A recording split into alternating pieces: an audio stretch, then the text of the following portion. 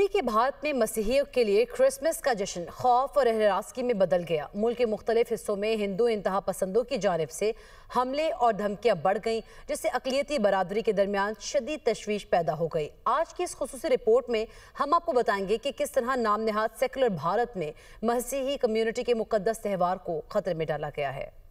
भारत में मसीही बरादरी के खिलाफ नफरत अंगेज कार्रवाइयां उरूज पर पहुंच गई हैं। हिंदू दाईबाजों के ग्रुप क्रिसमस की तकरीबात में खलल डालते रहे। Catholic bishop conference of India ने इस रुझान को इंतहाई तशवीशनाक करार दिया और कहा कि मुल्क भर में मसीहियों को हरासा करने के वाकयात में इजाफा हुआ। हुकूकी तंजीमें भी शिकायत कर रही हैं कि हिंदू विजिलेंट ग्रुपों ने गिरजाघरों को नुकसान पहुंचाया, क्रिसमस की सजावट को तबाह किया और मसीहियों को धमकियां दी। मसीही निगरानी तंजीम ओपन डोर्स के मुताबिक क्रिसमस के दौरान भारत भर में 60 से ज्यादा हमले रिपोर्ट हुए हैं। मराठी प्रदेश के जाबलपुर से एक वीडियो में वज़ीर आज़म नरेंद्र मोदी की पार्टी भारतीय जनता पार्टी के मुकामी रहनुमा इंजियो बारगो ने बसारत से माजूर मसीही खातून को हरासा किया और उसे मारा पीटा भी। इस वीडियो ने शदीद गुस्सा पैदा किया और कांग्रेस पार्टी ने उसे जालिमाना और बेहिस्सी की मिसाल करार दिया। ऐसा की एक और वीडियो में हिंदू मर्दों के एक ग्रुप ने सड़क किनारे सांता क्लॉज की टोपियां बेचने वाले एक नौजवान को हरासा किया। उन्होंने मसीही अशिया की